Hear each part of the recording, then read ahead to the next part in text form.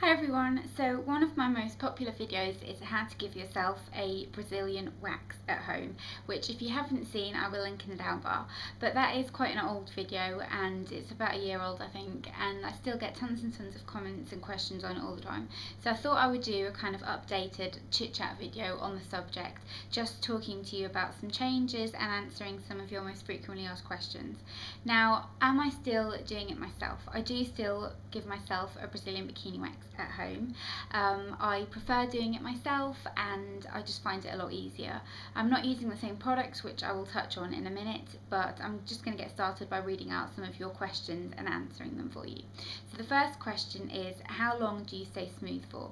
This really depends on your hair cycle. Some people have got very fine fair hair and that means they can stay smooth up till about 4 weeks. If you've got dark hair, and bear in mind that most people in that particular area, your hair is coarser, so it does grow back a lot quicker, can stay smooth, completely smooth, I would say about a week, which I know isn't very long, but the regrowth that you get after about 2 to 3 weeks is kind of minimal, tiny little hairs that then you can sort of wax and stay smooth for generally a long time.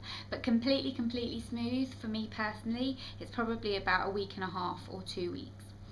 Then, do you get any bumps and ingrowing hairs? Yes, obviously waxing in that area, if you think about it logically, you're not meant to be waxing that area. The hair's there for a reason, it's a protective barrier, so your skin reacts because it's traumatized by what you've just done to it, which is basically ripped out all the protective layer. So it is normal for you to get little red bumps and rashes and ingrowing hairs, and it's an area that obviously, you know, you sit down, you've got clothes on all day long, it can get aggravated. Ingrowing hairs I'm not going to touch on too much because I've done a full video about how to get rid of ingrowing hairs, which I will link in the down bar for you. But when it comes to little bumps and things like that, the aftercare is the most important part that helps prevent them. But even then, it is very hard to prevent those little bumps, and if you sort of try and maintain the area, which I'm going to talk about in a minute, it does get a little easier, but still you will get those little bumps. There's no getting around that really. Then I'm going to move on to talking about aftercare now. So the first thing that I think really helps is obviously to make sure you're doing it properly. I'm going to talk about what I've been using and that kind of thing, but once you're done, it's very important to kind of care for the area. Now, I know a lot of places will tell you to not have a shower or a bath till 24 hours later and that kind of thing. I've done that and I still get them, and I find that I get better results from doing it this way, so by all means go by what you feel comfortable with, but this is just what I find works much better. When you're in the shower, cleanse the area with a muslin cloth or a flannel. Just buff it very gently, just to kind of make sure that you've got any kind of nasty bacteria or any leftover wax residue or that kind of thing away. Don't use anything really harsh or really chemical. I like the Yes to Tomatoes trouble-free facial wash because again it's targeted at your facial skin, so it is specifically for that kind of area which is more delicate. It's not just your average shower gel. So if you kind of massage that around the area and buff it off with a muslin cloth or something like that, you'll kind of get rid of any dead skin, any kind of leftover nasties, and it'll help to keep the area smooth. Then I also like to use a antibacterial hand gel.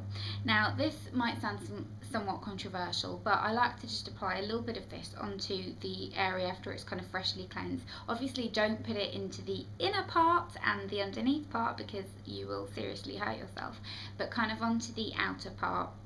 And I'm also just going to talk about as well the shapes and that kind of thing. Basically, a Brazilian wax is where you remove the hair from the underneath part, so the lips, the sides, and then just leave whatever shape you like. Some people like to have a little triangle, some people like a landing strip, and then you have a Hollywood wax, which is to remove all pubic hair. So they are kind of different, but basically when people say Brazilian wax, that's kind of what you assume. It's the underneath part and all that kind of surrounding area, and then just leaving a small bit of hair, which is what I prefer to do, just leaving kind of a small landing strip, because I feel like when you kind of remove all of it, sometimes it can kind of feel a little bit weird and it can make you extra sensitive, which can be a little bit scary and a bit painful sometimes. So use something like this. You could just use some sort of like antibacterial sanitizer or something, but the hand gel works perfectly well. It's quite cooling as well. And then another great product that is great for aftercare is a kind of cooling gel that you would use for burns. This one right here is the Aquaflex skin cooling gel, and it says it's cooling, rehydrating and smoothing, and that's what it is basically. Anything that you get for burns, if you just apply onto the area, it kind of cools it down, soothes it and makes it a little less sensitive. But a couple of days later, I do like to try and make sure I can prevent as many ingrowing hairs as I can, and I use the Veet ingrowing hair cream. I can't remember what this is called, and for some reason the information on this is always in Russian, I believe. So I actually bought this in kind of like a local store, but this does really work. You can get various ones on Boots and that kind of thing.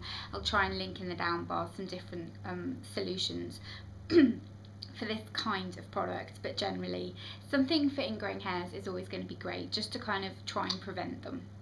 Then I'm now going to move on to what I'm using at the moment. So in the previous video I mentioned the Veet wax strips, and I know that caused quite a bit of controversy. A lot of people were saying that it didn't work for them and that they don't work and they're not good and all that kind of thing. For me, they work. Obviously I wouldn't make a video about something if it didn't actually work, but I've stopped using those purely because a subscriber of mine in Brazil had sent me some hard wax, which I tried at first, didn't really get on with, and thought, okay, I'm gonna just not bother with this. And then what happened was I went away and I had a professional bikini wax while I was away because I just felt like it and it was just easier. So I went and had a professional bikini wax with this woman. Oh, sorry, that's an email notification. I went and had a bikini wax with a woman who is absolutely amazing at it, and then when I got back after about 3 full weeks, I had sort of a little bit of growth, but it was very, very minimal. It was just very soft hair. So I thought, right, I'm going to try this. So yeah, because the growth was minimal, I decided to try that, and it worked an absolute treat. Now the difference with hard wax basically is that you heat it up, you apply it onto the area, and then you kind of leave a little bit of a border and rip the wax off. You don't need a cloth to do it, which some people prefer. I always didn't like it because every time I've had a professional bikini wax with hard wax, I found it much more painful. But if you do it yourself, it's not as painful. There is kind of a knack to it, and I am going to try and do some sort of a video about how to use it. I haven't quite decided how to yet, but that is what I've been using, and it's worked really, really well. It lasts the same as doing it with Veet, and the results are pretty similar. It's just that because you can do it in very small areas and it's non-directional, which means you don't have to pull it kind of against the growth. You just do it whatever direction and then remove it. It is a little bit easier to get into the small areas, if that makes sense.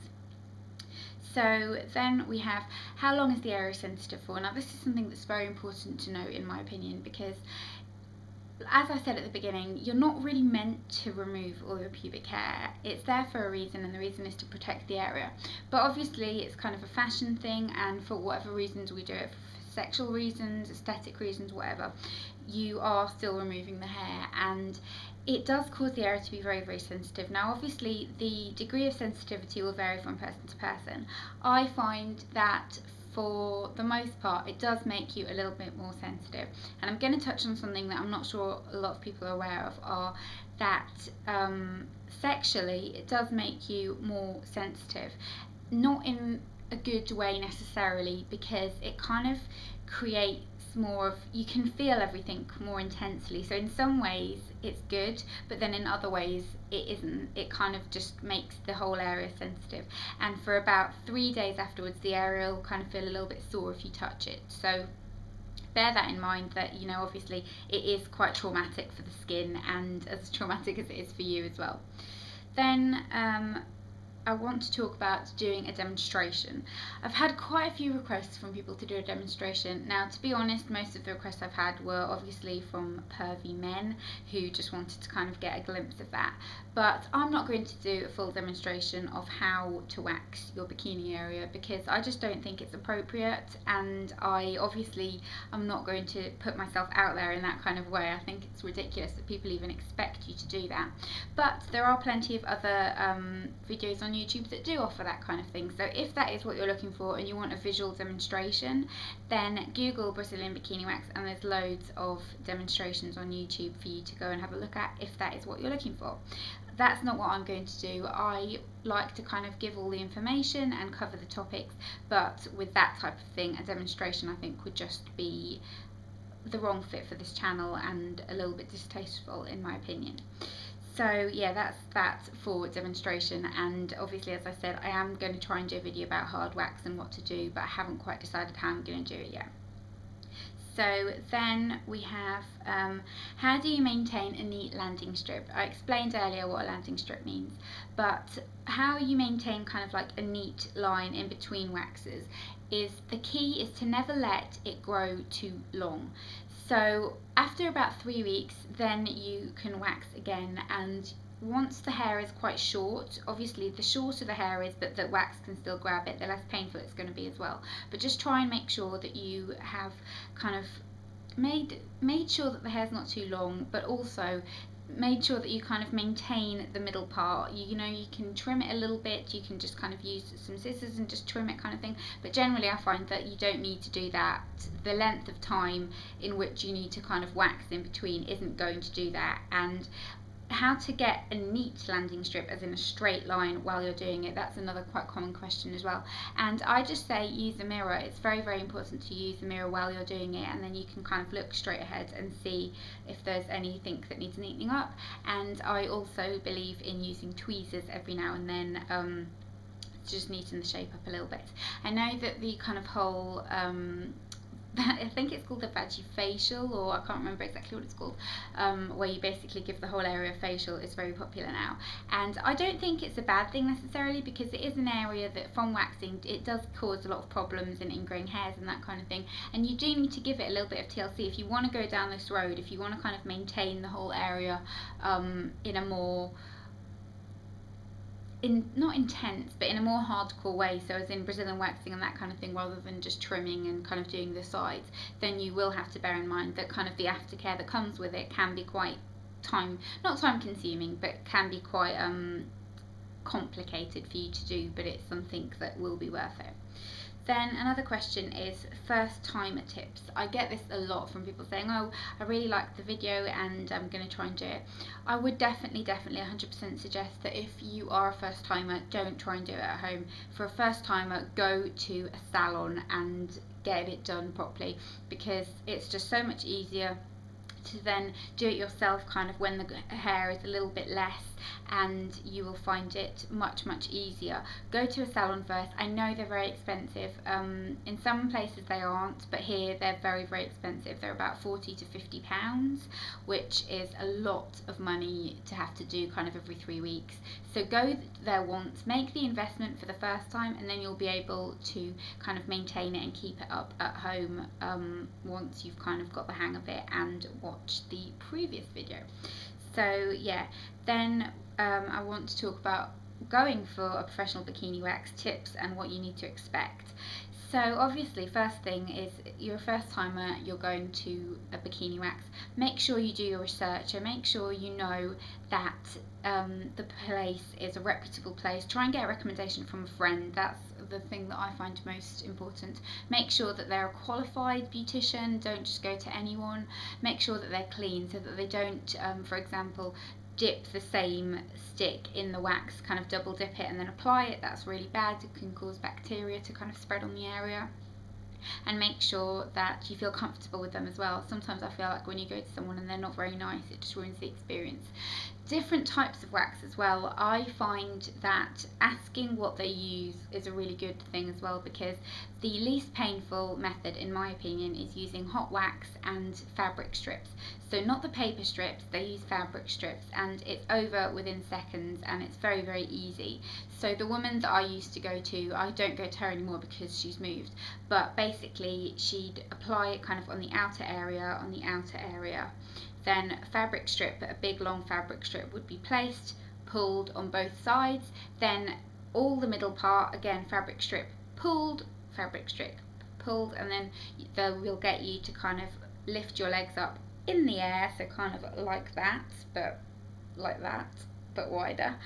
We'll get you to do that with your legs, and then she will do kind of the inner part next to your lips. So apply the wax, again, fabric strip, and all the kind of surrounding area. And it's much easier with fabric strips because you don't have as much of a kind of directional method of doing it, because the fabrics molds to the skin better, so it can just grab things, and it's much quicker. This woman would take about 5 minutes to do the entire wax, and she was amazing at it. So that's something to bear in mind. Places that use hard wax I find are a little bit more painful because they do it in small sections, so that's a bit more painful, and just try and make sure that you go somewhere that is, as I said, reputable. What to expect when you go in is they will get you to just take off your underwear, lie down in kind of a frog shaped position and start doing it. Then afterwards they'll just kind of wipe the area clean with some sort of like toner, give you a cloth, to a baby wipe, to just kind of clean the area up, and then sometimes if you've got any strays, a tweezer will be used to get those.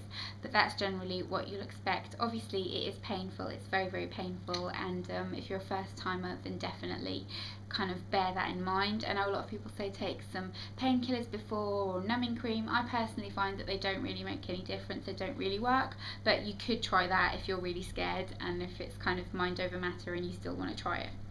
Then a couple of other questions is age. I get a lot of comments, and I don't really want to get into this because I think that it can be quite confusing, and obviously it's not for me to say what age you should or shouldn't be doing it, but generally I think if you're sexually active and you want to start to kind of maintain that, then do. Obviously don't do it for somebody else, don't do it just because your boyfriend likes it. Do it if it's something that makes you feel better and makes you feel more comfortable. If you don't mind, then by all means don't even bother, it's not worth it. Only do it if you want to do it. But I get comments from girls who are like 12 years old, and I just sort of think that there's no need really at that age to be doing it. Obviously it kind of varies, and at the end of the day you're going to do what you want to do, but I have been asked, so that's kind of my take on it. And then another common question is, I can't do it alone, I find it really difficult, shall I get my man to help me?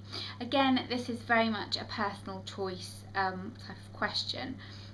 I can only give my personal opinion on it and my personal take on it, which is I personally wouldn't do it, and that doesn't mean that it's wrong, it doesn't mean that it should offend anyone, it's just that I personally think that when you're in a relationship, especially if you're in a long-term relationship, it's nice to kind of keep some mysteries, and I'm very much kind of old school in that way. I feel like as much as you can feel comfortable with someone, there's degrees of it, and I'm not saying that you should always be perfect, but I think that kind of keeping a little bit of level of mystery and keeping it kind of like as a nice treat after you've had one is nice. But if you feel comfortable and you want your boyfriend to help you, then definitely that's fine. Just make sure they kind of watch some videos or something so they know what they're doing and don't end up doing more damage than good.